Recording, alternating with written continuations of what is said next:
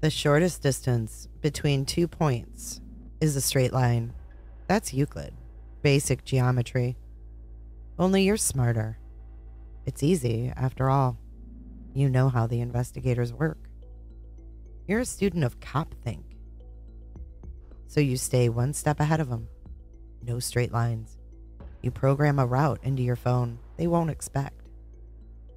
It'll take a bit longer, but it'll still get you where you want to go. Sure, it shook you up a week ago when the authorities announced they were looking for a white Hyundai Elantra. You'd been sloppy. Who'd have thought you'd get caught on a surveillance camera in a one-horse town like Moscow, Idaho? But you were already one step ahead of them. So what if they had a photo of the Hyundai with a single Pennsylvania plate? That's not you anymore. You'd quickly registered the car in Washington and attached a new set of plates. Presto. That's why you've gotten away with it for 6 weeks. And you'll keep on getting away with it. Because you're smarter than they are. Even better, you're lucky. You have the perfect cover. Your father along for the trip, riding shotgun. What could be more innocent? All you need to do is keep driving. You'll be home for the holidays. 2,500 miles. Nearly the width of the entire country between you and those Keystone cops. Sell the car back east and they'll never know. You'll have the last laugh. Again. Killing is easy. And so is getting away with it.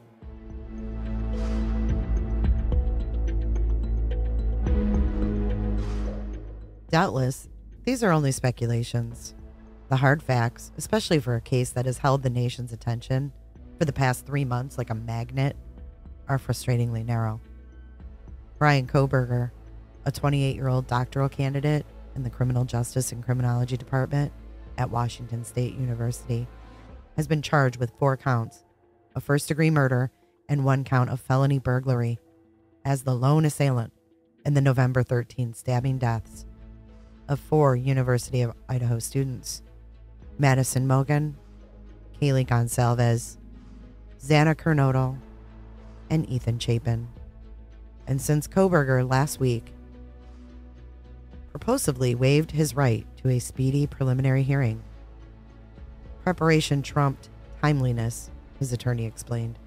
It will not be until late June, another 5 long and vexing months, before the Idaho prosecutors at last divulge all the incriminating cards they have tucked up their sleeves.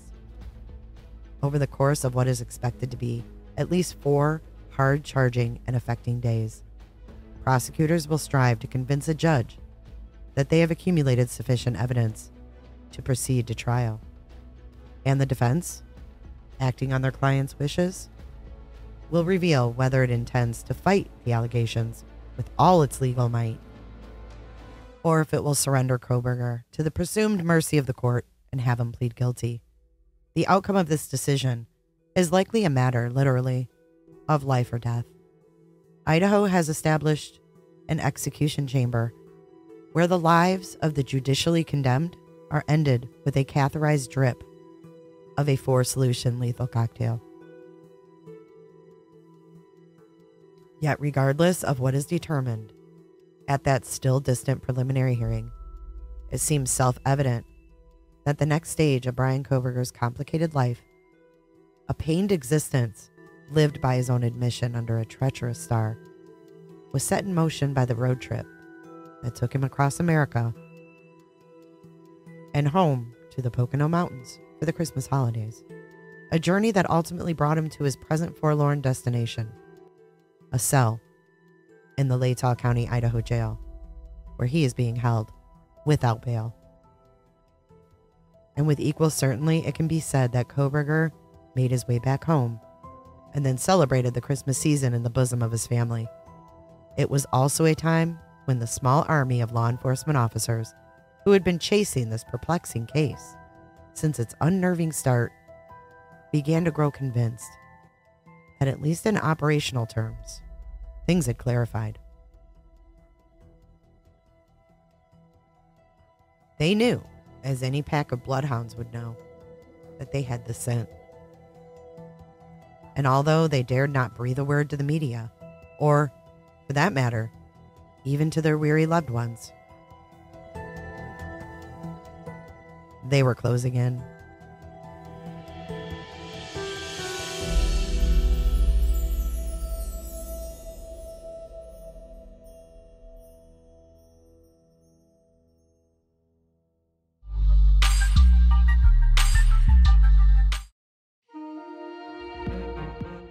Old antagonisms. Michael Koberger was worried about the snow. Only days earlier, he had flown from Philadelphia to Seattle, then caught a twin-engine Embraer 170 jet for the 1 hour or so shuttle flight into the frigid Pullman Moscow Regional Airport. And now, December 13th,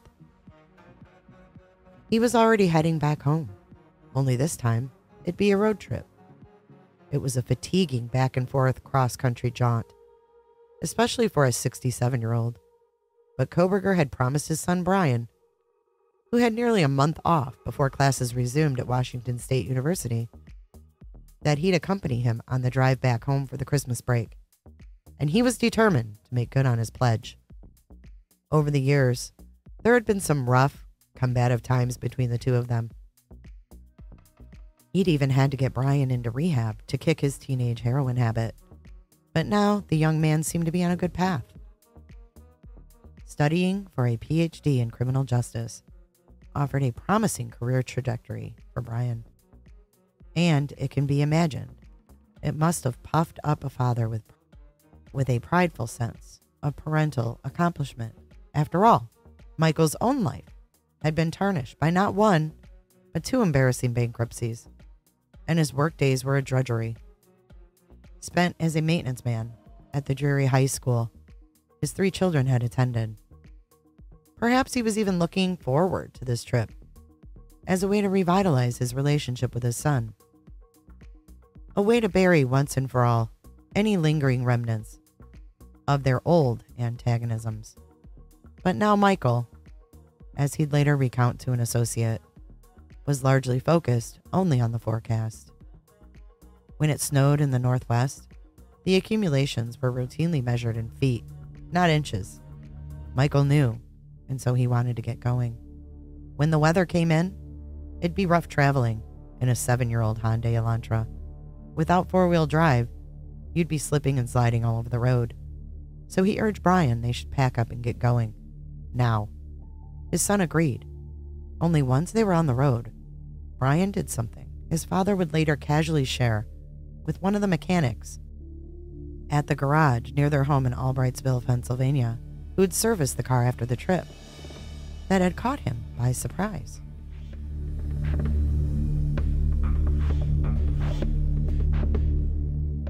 Before Michael had headed out to Washington, he'd Googled the route back home. The quickest, most logical drive was pretty much a straight line, plowing across the country along I-90.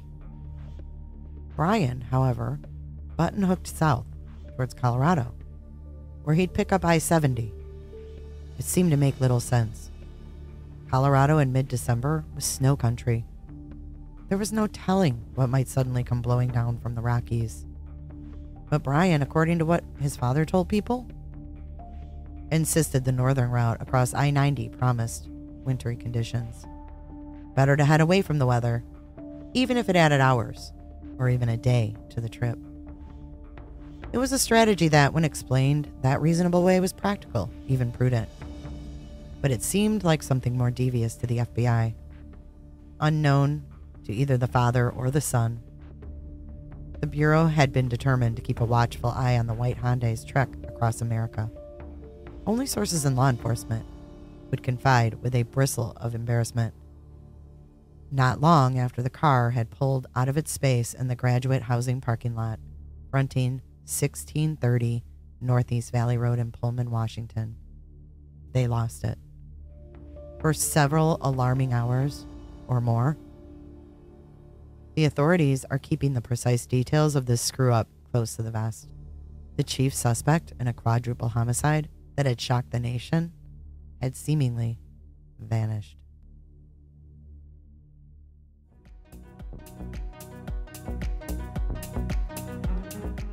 an explosive secret.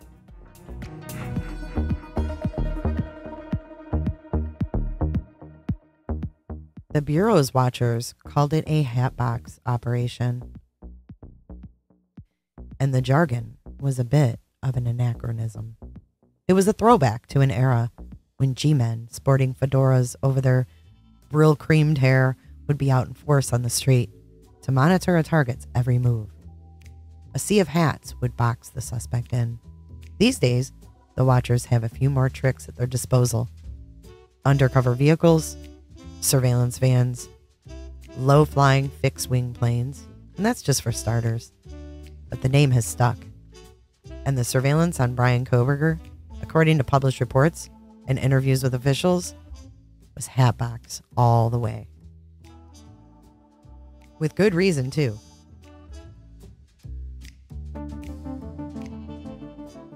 To the investigators' rising sense of excitement, the circumstantial theory they'd been secretly incubating for weeks was growing stronger and stronger. Back on November 25th, Moscow PD had whispered to local lawmen to keep their eyes peeled for a white 2011 to 2016 Hyundai Elantra.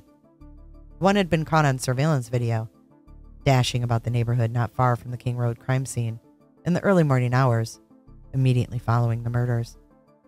4 days later, Daniel Tiengo, a Washington State police officer, was diligently spending the midnight hours on his graveyard shift, going through the inventory of white Elantras registered at the university. And up popped one belonging to a Bryan Kohberger. A half hour later, another WSU officer drove over to the graduate student parking lot and eyeballed the vehicle, only to discover the car now had Washington state plates. Later, in the still new morning, this morsel of intelligence, interesting, certainly nothing provocative, was passed on to Corporal Brett Payne.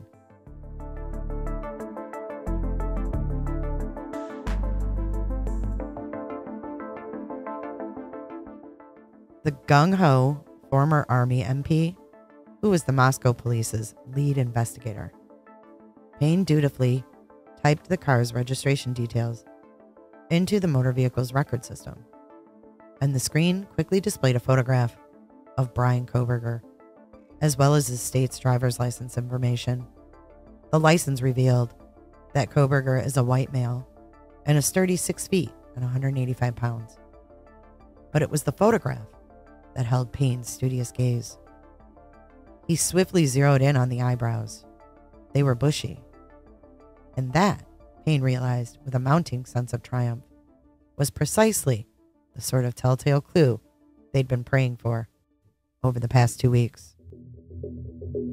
All along, since the first days of the grim case, he and the small inner circle of investigators had been guarding an explosive secret.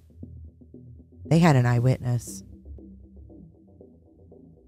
Dylan Mortensen, one of the two 19-year-old surviving roommates, had seen the killer. At a little past 4 a.m., just about when the detectives theorized the 4 students had been hacked to death, she heard a plaintive cry. Anxious, she opened the door to her second-floor room and saw someone. A man dressed ominously in black was walking towards her. He was, she'd vividly recall, the details forever etched deep in her memory. At least 5'10", not bulked up, but still trim like an athlete. And he wore a mask that covered his mouth and nose, but not his eyes or his eyebrows. A profound and vehement fear seized hold of her. A frozen shock phase was how she would try to describe her galloping emotions. But the black-clad intruder continued past her as if she were invisible and headed towards a sliding glass door that led out of the house. For reasons that continue to be bound tight with the bands of mystery, Dylan returned to her room, locked the door, and didn't emerge until after 11 a.m.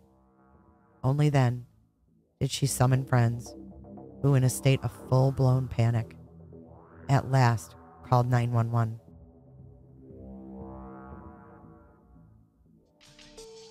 Be sure to check out my other videos and playlists for more true crime content. And if that's not enough, you can join our Patreon. Don't have a tinfoil hat? It's okay. We'll make you one. It's that easy. See you guys in the next video. See you later. Bye.